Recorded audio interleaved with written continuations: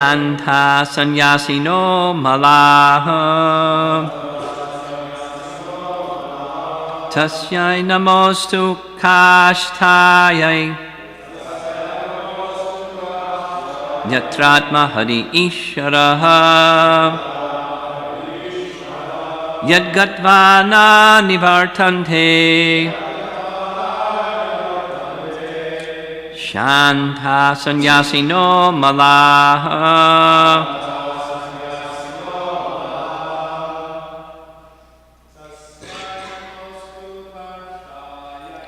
Tasyai namostu kastayai Yatratma hari ishvaraha Yadgatvana nivartante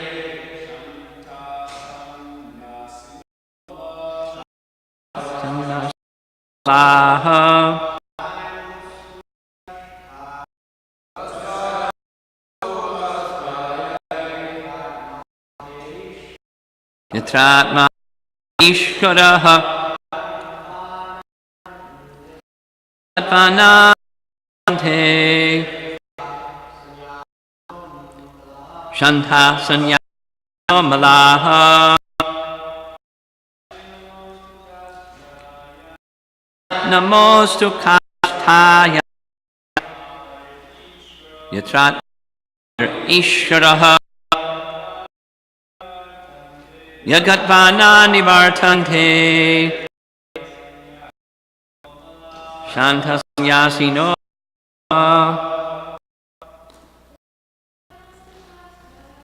Tasyai namostu kashtai Yatmatma harir isharaha Yagatvana nivartante Shanta sannyasino malaha Tasyai namostu kashtayai Yatratma harir isharaha Yadgatvana nivartante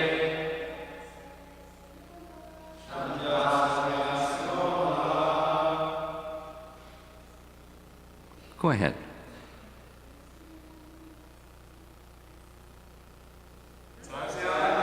Tukashtayai Yatratma harir isharaha Yadgatvana nivartante Shanta sannyasino malaha Big hand for our brave young bhaktin. Tasyai Unto that, Namaha, our respectful obeisances. Astu, let there be. Kashtayai, direction. Yatra, wherein. Atma, the supersoul. Harihi, the Supreme Personality of Godhead. Ishvaraha, the Supreme Controller. Yat, which. Gatva, approaching. Na, never. Nivartante, return. Shantaha, peaceful. Sannyasinaha, saintly persons in the renounced order of life. Amalaha, pure.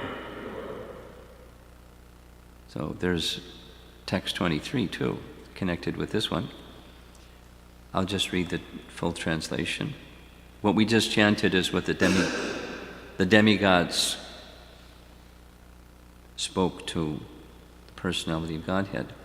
Quote, let us offer our respectful obeisances unto that direction where the Supreme Personality of Godhead is situated, where those purified souls in the renounced order of life, the great saintly persons, go, and from which, having gone, they never return. unquote. Without sleep, fully controlling their minds and living only on their breath, the predominating deities of the various planets began worshipping Rishikesha. With this meditation, purport by Srila Prabhupada, the two words tasyai, kashtayai are very significant. Everywhere, in every direction, in every heart, and in every atom, the Supreme Personality of Godhead is situated in His features as Brahman and Paramatma.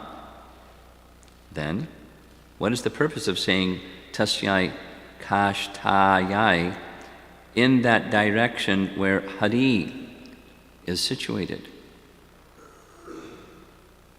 Question mark. During Hiranyakashipu's time, his influence was everywhere, but he could not force his influence into the places where the Supreme Personality of Godhead had His pastimes. For example, on this earth, there are such places as Vrindavan and Ayodhya, which are called Dhammas. In the Dhamma, there is no influence from Kali Yuga or any demon. If one takes shelter of such a Dhamma, worship of the Lord becomes very easy, and resultant spiritual advancement quickly takes place. In fact, in India, one may still go to Vrindavan or similar places to achieve the results of spiritual activities quickly.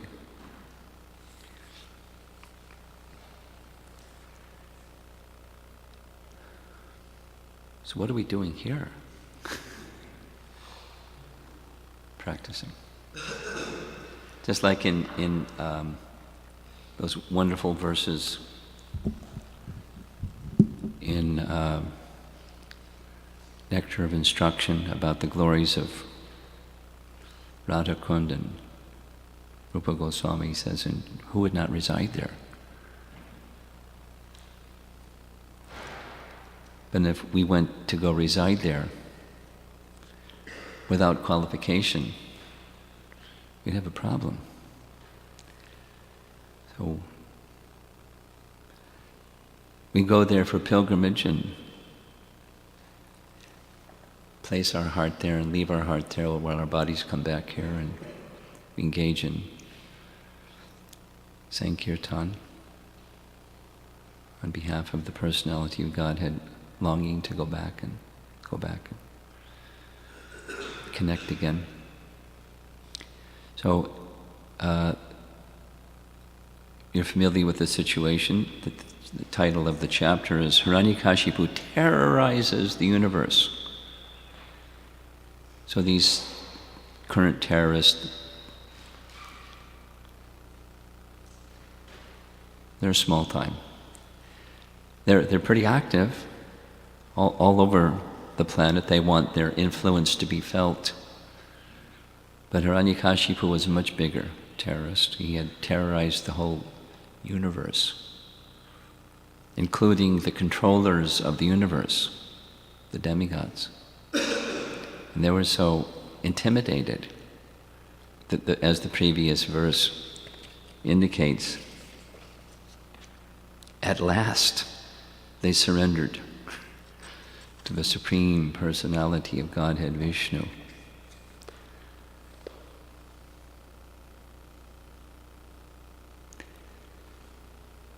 Sometimes it takes adversity to surrender to the Supreme Personality of Godhead.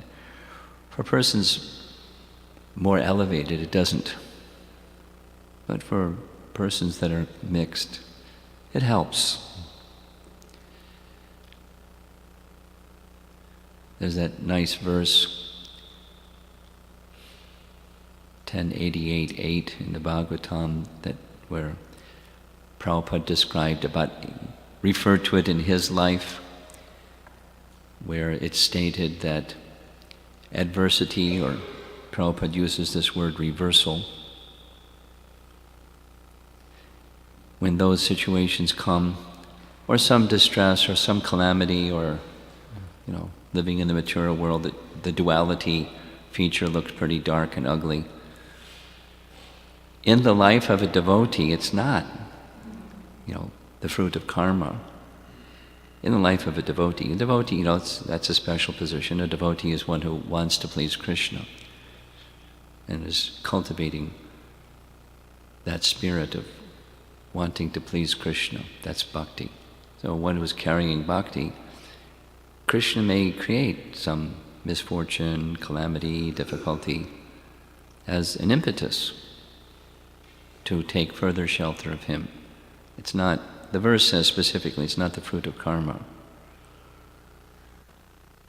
So,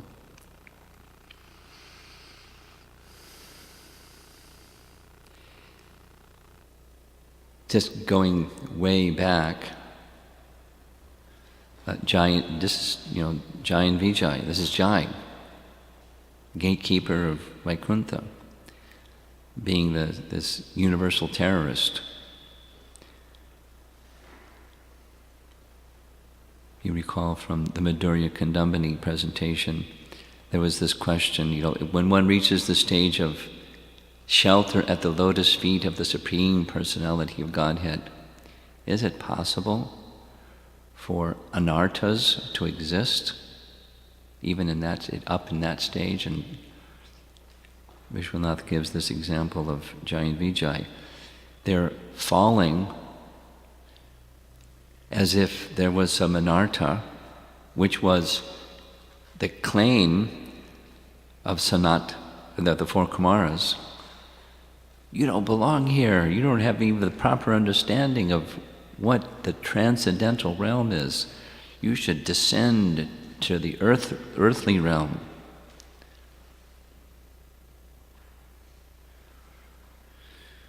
So there was no fault. There was no anartha. But rather it was a prayer, Krishna's answering, or Narayana's answering their prayer. Our dear Lord, we know that you have chivalrous spirit, and in order to engage in that service for you, where you can have good combat with your devotee, then you kindly remove your bhakta vatsala feature for a moment, your kindness upon your devotee, and let us, if you so desire, take the position of being in opposition to you in your service. Please be kind and grant us this request. So their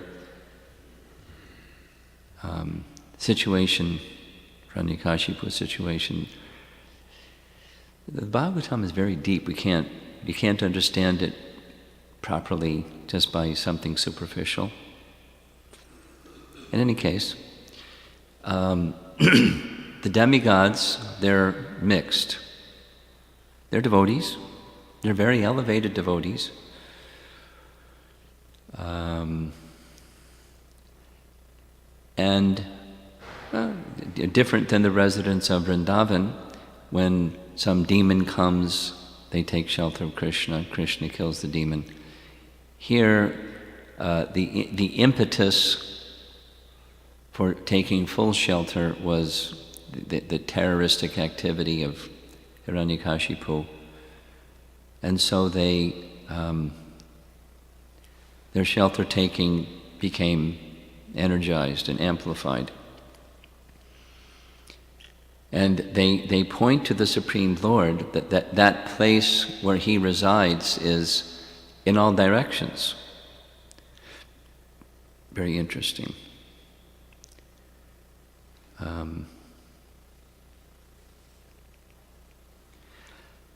Let us offer our respectful obeisances unto that direction where the Supreme Personality of Godhead is situated.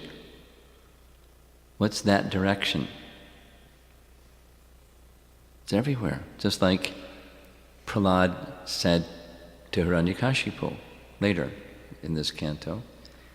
Where is this Vishnu? He's everywhere.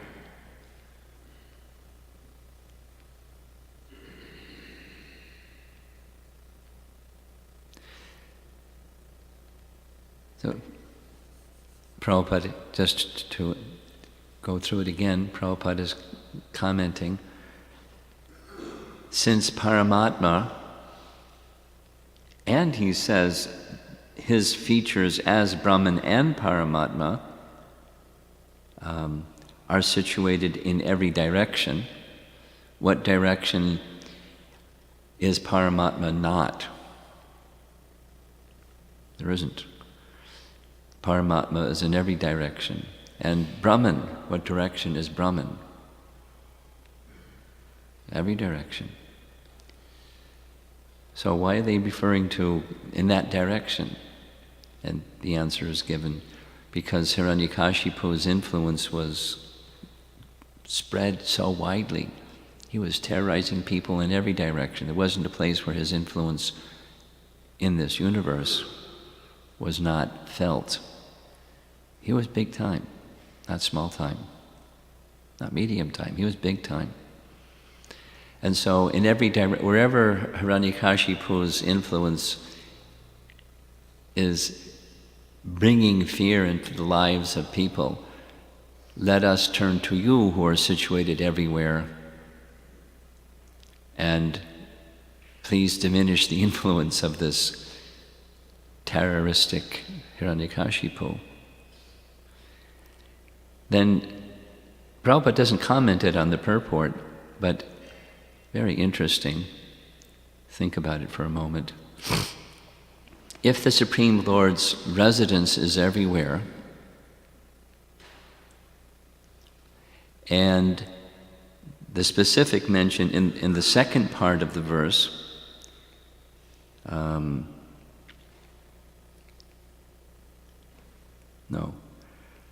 in the first part of the verse, where those purified souls in the renounced order of life, the great saintly persons go. So what does this mean? Does this mean that those perfected sannyasis, meaning specifically those who have dedicated body, mind, and words fully unto the service of the personality of Godhead, where do they go? Do they go within every atom? What does it mean? Because it's every direction. Let's read it again. Let us offer our respectful obeisances unto that direction where the Supreme Personality of Godhead is situated. Tasyai kashtayai. In every direction, in every heart, and in every atom. What does this mean?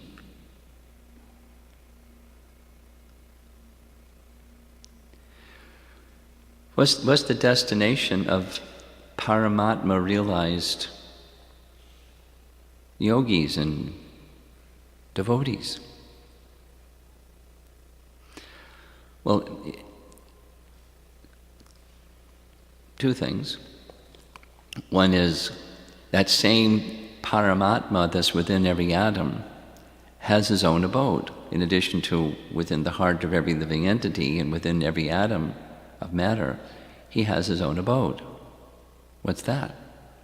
It's Svetadweep, in this one spiritual planet within the whole of the universe. He has his abode.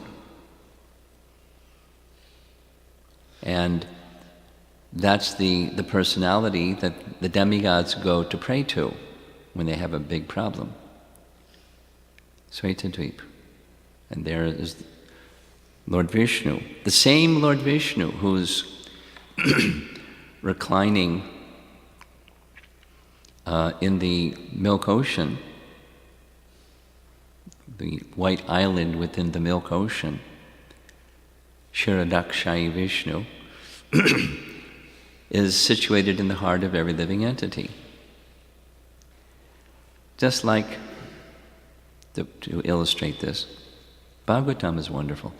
So when Dhruva Maharaj was undergoing his severe practice of meditation and controlling the life air so that he was not breathing, just like these demigods, it says, they were living only on their breath, but Dhruva was holding his breath. Whatever it was, once a month he would breathe. So, because of that breath constraint, it was affecting the entire universe. Dhruva was also so powerful.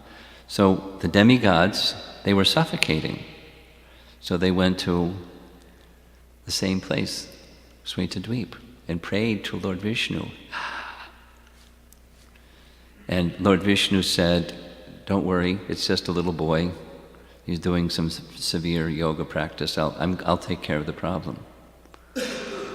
So Dhruva, who was seeing Paramatma within his heart, suddenly his trance of meditation broke, and then there was Lord Vishnu standing before him. So question,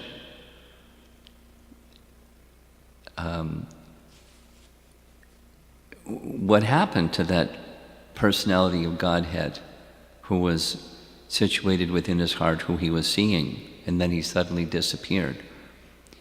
Is it different from or the same as the Lord Vishnu who was before him, who was in Svetadweep? The answer is the same. So from where did he appear? Did he leave his heart and appear before him, or did he descend from Svetadweep and appear before him and then disappeared from within his heart, or what happened? And the answer is, he's all pervasive. So he can make himself appear in the heart, make himself disappear from the heart. He can make himself appear before Dhruva, or he can disappear before Dhruva. He can appear on Garuda, or he doesn't even need Garuda. Doesn't need anything. He's all pervasive. It's mind-boggling. What's a person who's all pervasive? Nobody that we know is all pervasive, but Vishnu is all pervasive. As many atoms as there are in the universe, there's that many manifestations of Lord Vishnu. And he's one entity, one supreme being. Another little Bhagavatam puzzle, at least for me, when I first read the first canto Bhagavatam, I was very puzzled about the pastime of Krishna appearing within the womb of Uttara before Maharaj Parikshit, while he was still within the womb. So he did several things. He checked the Brahmastra of Ashwatthama. He gave his darshan to Maharaj Parikshit. And then he suddenly disappeared. So the puzzle was, where did he come from and where did he go to? And the answer is, he's all pervasive. He doesn't need to come from any place or go to any place. Did he come from the heart of Maharaj Parikshit and then he manifested himself in front of his heart? Did he come from one of the atoms in front of Maharaj Parikshit? Or did Krishna transform him?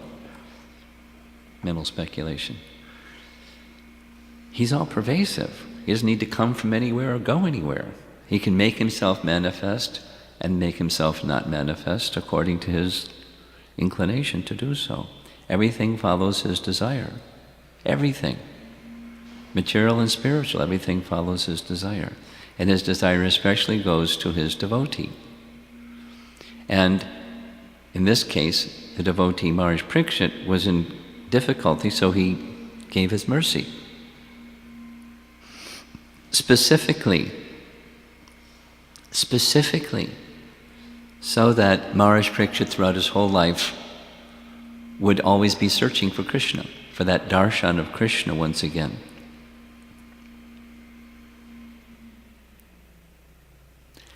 Chaitanya Mahaprabhu in his Leela, it's described in Chaitanya Bhagavat elaborately, so it's not elaborately discussed in Chaitanya Charitamrita. But when Chaitanya Mahaprabhu, after receiving initiation from Ishvara Puri, ecstatic love of God erupted immediately, and it increased and increased. So he began, in the middle of the night, started running for Vrindavan to find Krishna. Krishna's everywhere. You don't have to go to Vrindavan. Krishna's everywhere. But in Vrindavan, that's the original form of Krishna, is in Vrindavan, of course. For one who is in pure devotion, Yam Shama Sundaram Achinchu Guna Surupam. That form of Shyamasundara appears within the heart, because the form that Krishna exhibits is according to the devotion of his devotee, wherever that devotee is. Their heart is in Vrindavan, and that's the form of Krishna that reciprocates with them. And so anyway, as he was running towards Vrindavan, literally running towards Vrindavan, a voice came from the sky, "Not yet. You came into this world to deliver conditioned souls through the chanting of the pure holy name, so go to Navadvip." So he went back to Gaya. With his students, he then went to Kanai Natashala. It's a nice lila. And there, in Kanai Natashala, he saw Krishna. Of course, he's Krishna. He saw Krishna. And he went running to Krishna, and Krishna disappeared. And he went mad in separation, like the mood of the gopis. Mad in separation. Talking and talking and talking in the mood of madness of separation. Weeping and crying and rolling on the ground and just mad in separation.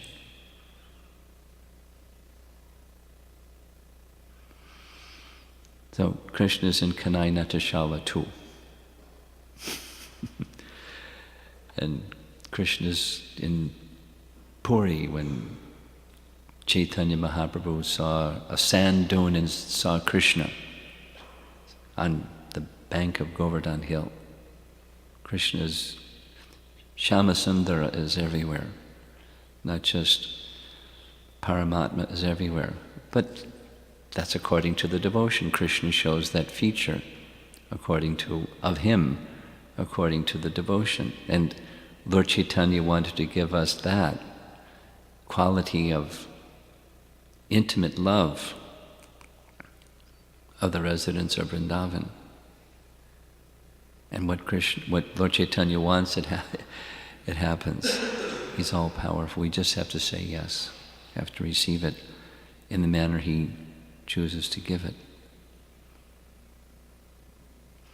So here, back to the demigods, they're saying, praying to the Supreme Lord, Tasyai Kashtayai, who is situated in that direction. Situated everywhere. And in that direction is where these sannyasis in the renounced order of life, the great saintly persons, go. So they go to Svetadvip, because that within every atom and Svetadvip, they're actually non-different, which is really far out. Besides that one planet in this universe that's not destroyed when the universe is destroyed, there's the feature of Paramatma, who expands from Kshirodakshai Vishnu within every atom when the universe is destroyed. Those, you could say, they consolidate themselves back to Svetadvip or to Lord Vishnu, because it's one Lord Vishnu anyways. It's like the description when the Bhagavatam is so wonderful.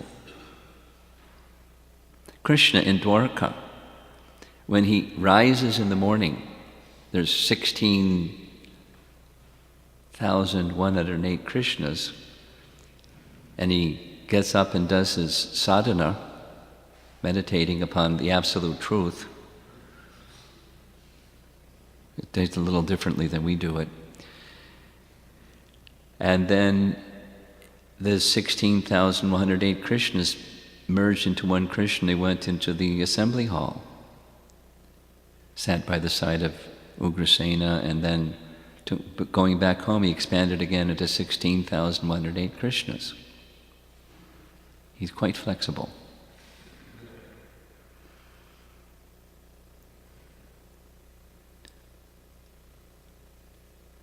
And these details of how that is, Chaitanya Mahaprabhu described in detail to Sanatana Goswami, different names of different types of expansions of Krishna.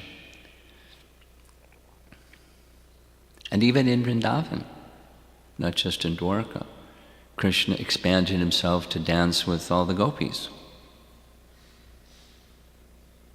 He's not multiple Krishnas, it's Krishna. Or each of the cowherd boys, when they were having their lunch, they were fascinated by the fact that Krishna is so attached to me, he's just looking at me, and each one of them was thinking the same thing. Or Chaitanya Mahaprabhu during his Sankirtan at Rath Yatra. And not everyone could understand that, but those that were blessed, Maharaj Prataparuja, could understand that Krishna can reveal or Krishna can conceal. Everything happens by the will of the Supreme Lord. And that understanding precipitates or magnifies, intensifies bhakti. We wish to simply understand His will and connect with His will and please Him. Usually we don't understand that. We're thinking very selfishly about me and mine. I and mine, aham mameti. Very covered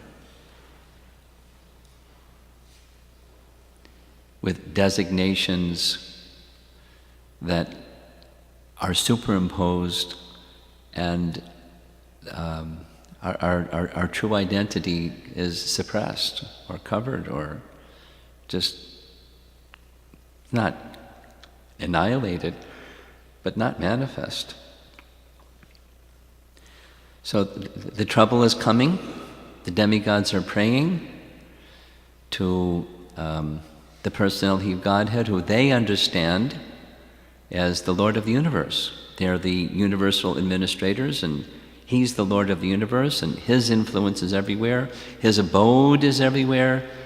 And they're appealing to Him, who is the destination for those who let go of the attachments of this world and enter into the mood of exclusive shelter and devotion onto the Supreme Personality of Godhead.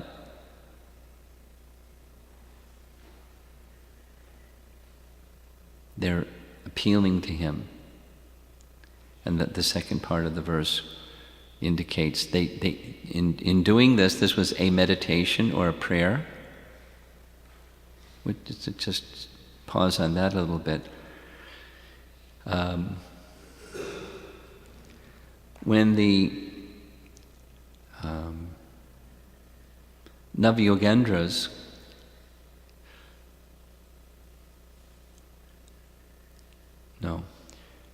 when the Prachetas were instructed by Lord Shiva to chant the stotra, this song of Lord Shiva that he sings or chants or meditates on, they were going to go underwater, so they weren't singing anything underwater. It was a meditation unto the Supreme Personality of Godhead, who appeared before them underwater. Imagine that. And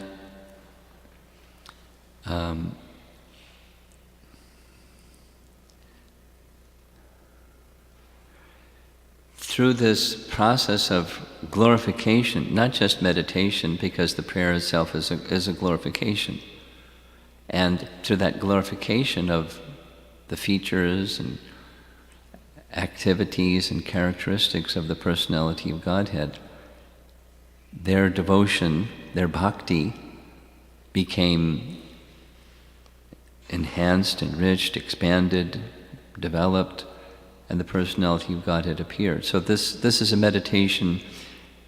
Essentially, it's a meditation that's opening their hearts to the Supreme Personality of Godhead, who then appears and agrees to protect them. So in short, the activities of devotion are to help us open our heart so that we can then receive Krishna. I mean, Krishna is already there. And in one sense, he's knocking on the door.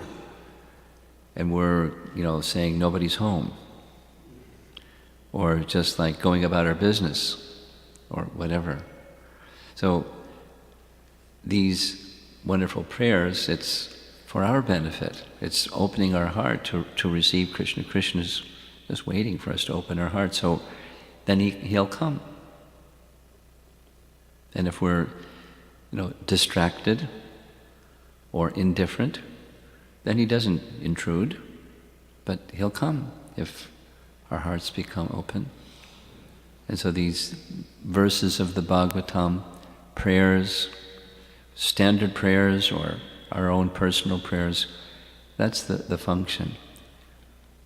Makes the heart open and in the presence of the personality of Godhead cleansed, just like chanting, Chaito Darpana Marjanam, cleansing of the heart. And progressively maturing that spirit of devotion, wishing to please the Supreme Lord exclusively, then he appears successively. Some attraction for him, some attachment for him, and so forth. So we'll end with that and see if there's any comments or questions on the verse. Yes?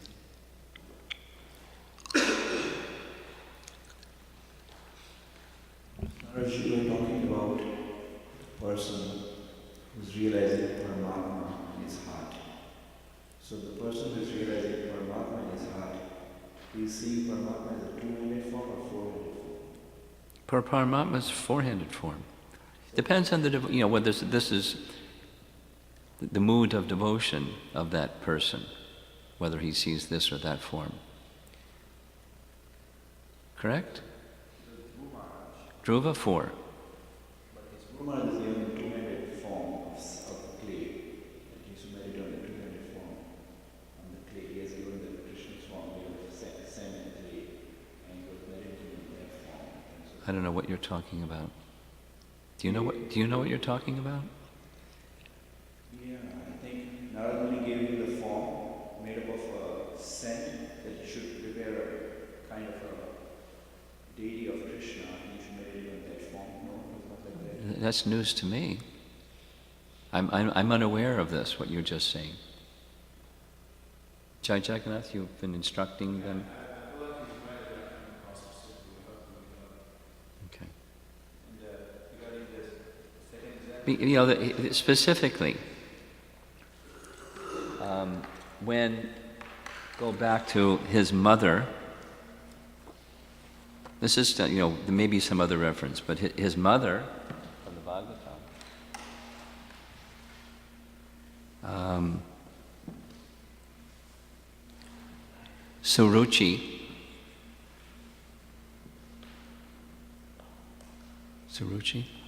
Suruchi said, you want a kingdom? Well, the only thing I know is great personalities. They may get that, if they get the pleasure of Lord Vishnu, he can fulfill anything. So from the get-go, it's find Lord Vishnu. That was his question, specifically in the Bhagavatam. So, in any case, according to one's devotion, the principle is, according to one's devotion, the Supreme Lord shows his form.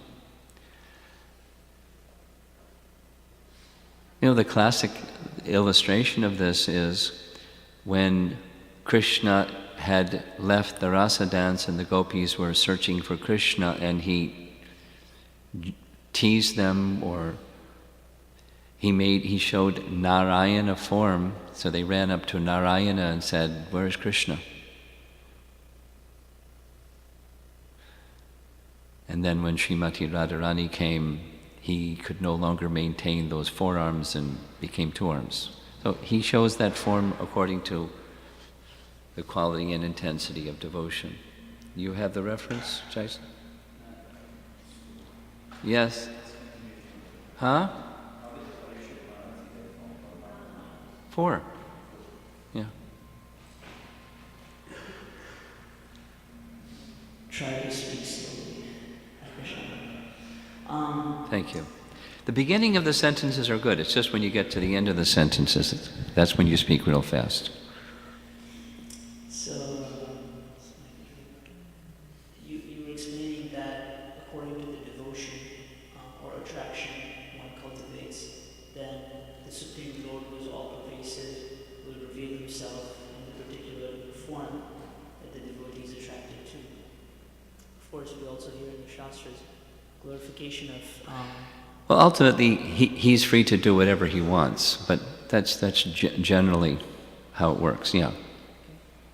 So we also hear glorification of Vrindavan, Dham, and most devotees have this experience of going to the Dham and feeling something special, something extra in their devotion. So if the Supreme Lord is all-pervasive, and he can reveal himself anywhere, what is that special feeling we get in Vrindavan? It's his Dham. It's his holy Dham. That's what's special. Every particle of dust in Vrindavan. You have some appreciation of Vrindavan dust? I do. Just walking in Vrindavan, something happens.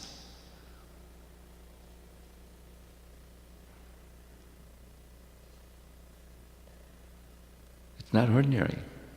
Not like, Chicago. Yes.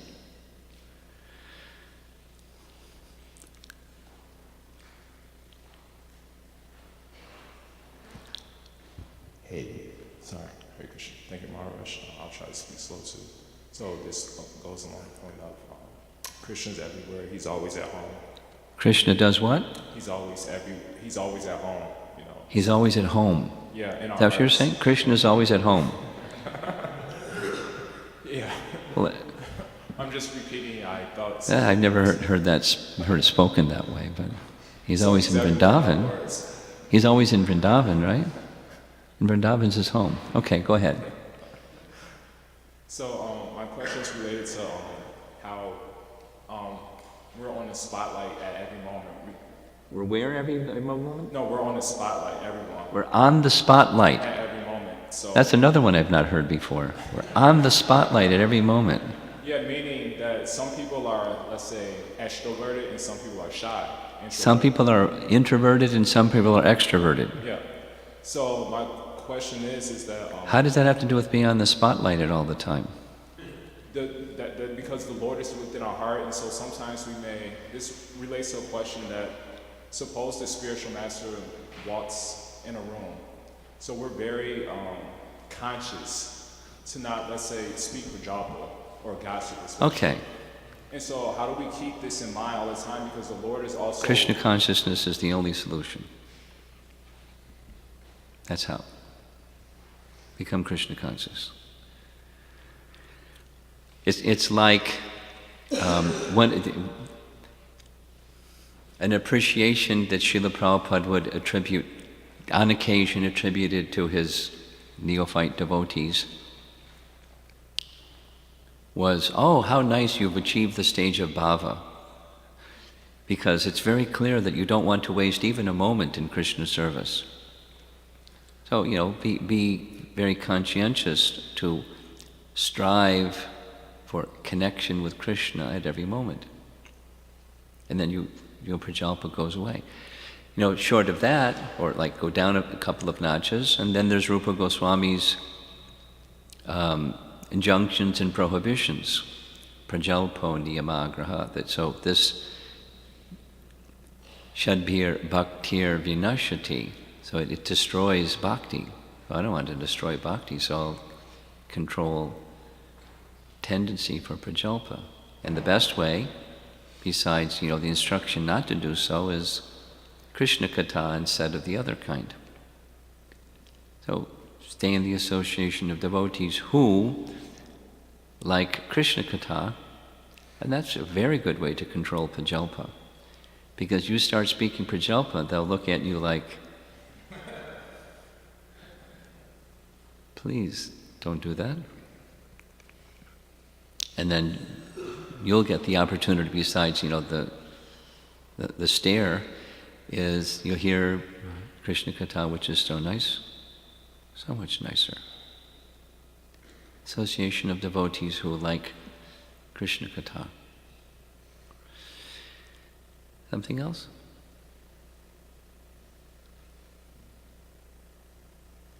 Jai Jagannath, you got something? Yes, Himanshu, you got something?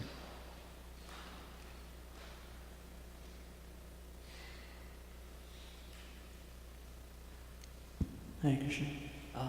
This isn't my question, but Joey asked me this question 2 days ago. 2 days ago. I was wondering what you would think of it. He said, since Krishna is everywhere and is everything in one sense, then isn't everyone always worshipping Krishna anyways? So what's the speciality of... So Krishna is everywhere and Krishna is everything. Right. And therefore... everyone is worshipping Krishna already. Everyone is worshipping Krishna already. Yes. The problem is they don't know it.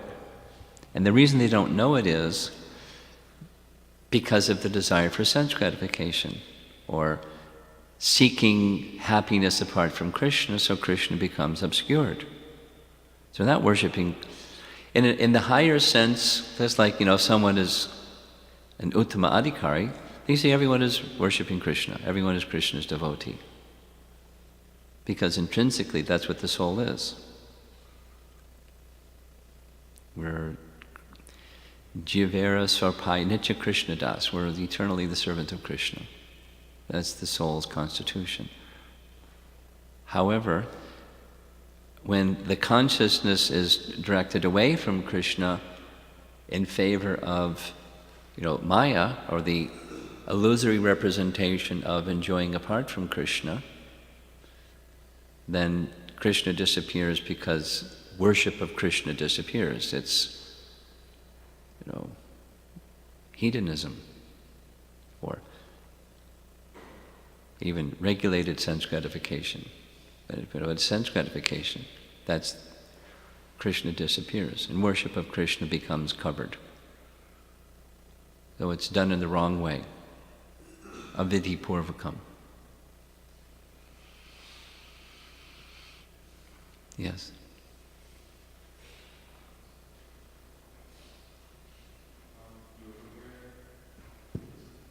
You're comparing Chicago to Vrindavan, so this has me thinking, is New Seva Kunj non-different from Seva Kunj? Is what?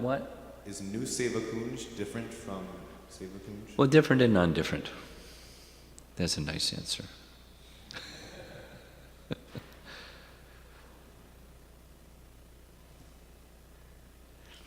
Something that becomes spiritualized can act spiritually.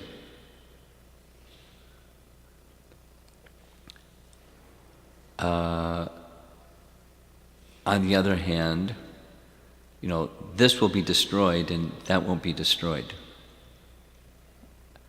So what we see externally in Sevakunj may be destroyed, but the Dham, Sevakunj, won't be destroyed. The Krishna's abode is not destroyed.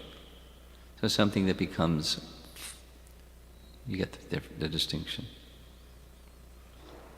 Something can act fully spiritually, so it's non-different, but it's different. Non-different and different, because otherwise, what is the need to go on pilgrimage? And somebody might say that. A temple president may say, why do you want to go to Vrindavan? This is Vrindavan. Vrindavan, but it's not Vrindavan. It's special. Special. Krishna is residing here. So it's Krishna's abode. Establishing places of Krishna's pastime is one of the purposes of Iskcon, so here it is.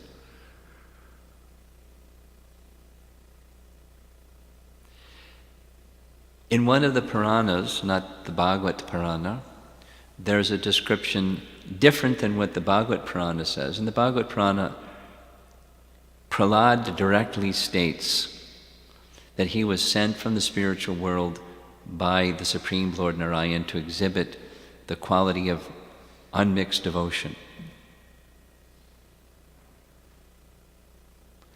There's another Purana which states that in his previous life, have you ever wondered how was it that Narada Muni understood that within the womb of Hiranyakashipu's wife was a pure devotee?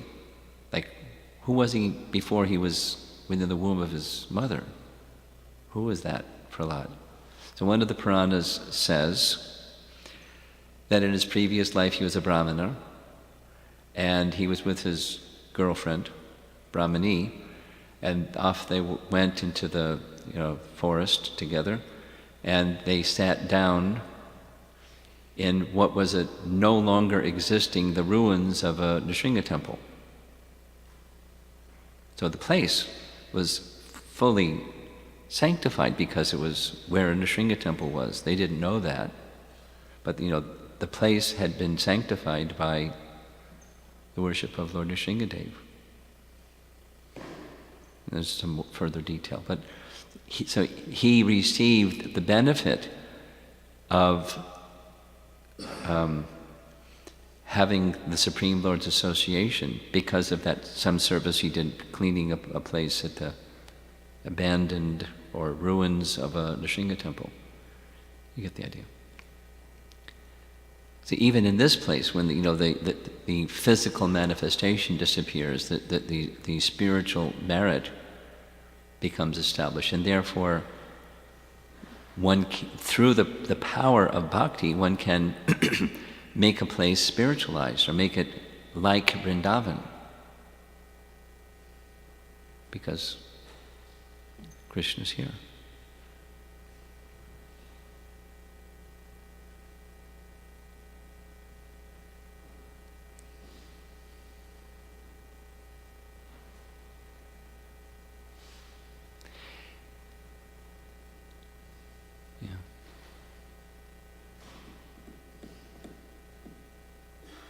Last question. Go ahead.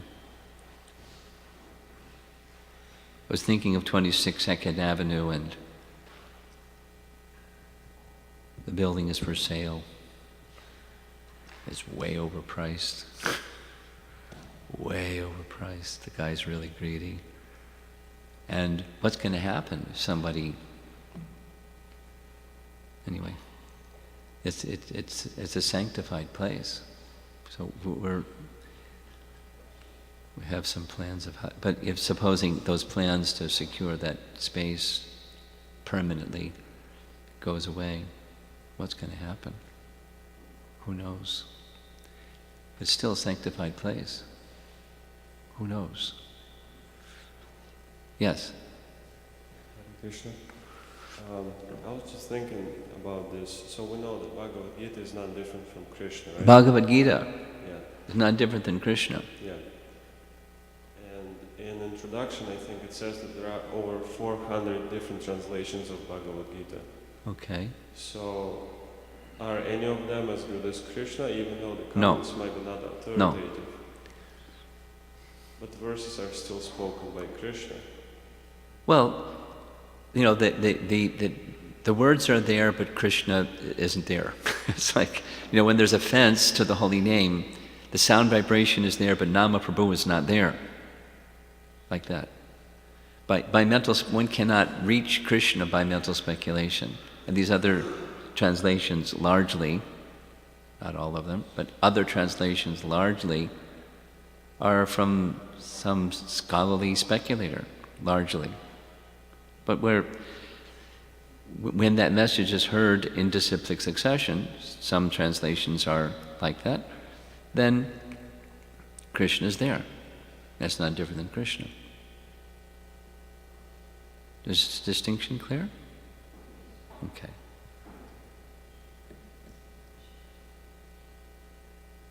We have to call on Chaitanya.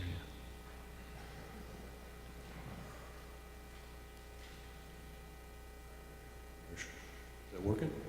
Working, yeah. As far as establishing a temple, Srila Prabhupada said it'd be very difficult to establish a temple in Chicago because it's such a sinful place. It's such a sinful place.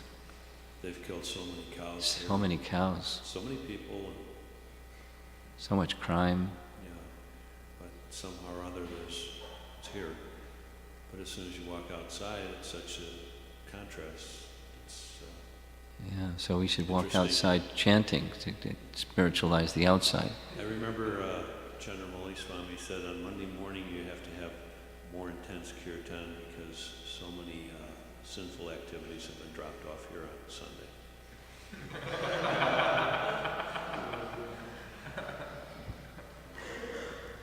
Okay, Srila Prabhupada ki.